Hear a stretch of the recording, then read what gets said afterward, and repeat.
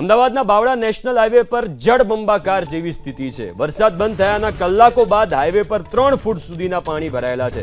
Highway પર પાણીના કારણે વાહન વ્યવહાર પણ પ્રભાવિત થયો છે। દ્રશ્યો પણ અમે આપને બતાવીશું। અમદાવાદના બાવળા નેશનલ હાઈવે પર જળબંબાકાર જેવી સ્થિતિ છે। વરસાદ બંધ થઈ ગયો છે એટલો સતત વરસાદ અમદાવાદ નેશનલ હાઈવે નંબર 8 ઉપર જે વરસાદ થંભી ગયા અને 24 કલાકથી વધુ સમય પસાર થઈ ગયો હોવા છતાં હજી પણ જળ ભરાવ છે, પાણી ભરાઈ ગયા છે। આપ આ સીધા દ્રશ્યોમાં જોઈ રહ્યા છો। ધસમસતા પાણીના પ્રવાહની અંદર બસ આવી રહી છે અને જે આ એએમટીએસની બસ છે તેના અડધા ટાયર ડૂબી જાય ત્યાં સુધી પાણી ભરેલું છે।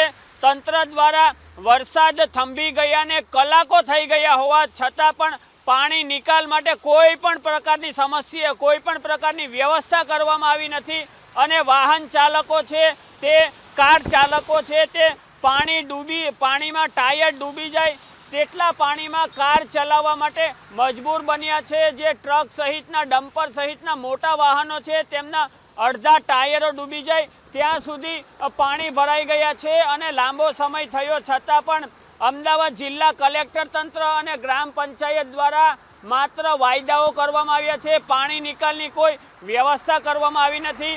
જે બાવળાની આજુબાજુના જે પંથક છે તેમાં પણ જળ ભરાવની સ્થિતિ છે અને કેટલાક ગામોમાં ઘરે અત્યારે પણ પાણી ભરાયા છે અને આ અંગે આપણે સ્થાનિક નાગરિક છે આપણી સાથે સોહિલભાઈ, તેમની સાથે વાત કરીશું।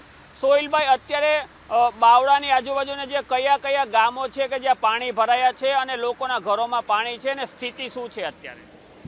પહેલાં તો બાવળા છે, પછી બાવળાની અંદર ઘણી બધી સોસાયટીઓ છે, ઘણી બધી સોસાયટીઓમાં ઘરોમાં પાણી છે। પછી ઢેડાળ ગામ છે, રૂપાલ છે, ચેકડા છે, આજુબાજુના બધા ગામોમાં પાણી ફૂલ ભરાયેલા છે।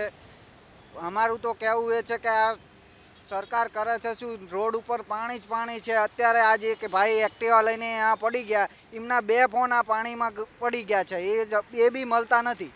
એ ભાઈને બિચારા અમને આજ એટલી કાકા ઉંમર લાયક હતા, એમને તકલીફ એટલી પડી કે વાત ના થાય। આ પાણી તો જુઓ તમે, ઢીંચણ સુધીનું પાણી જાય છે।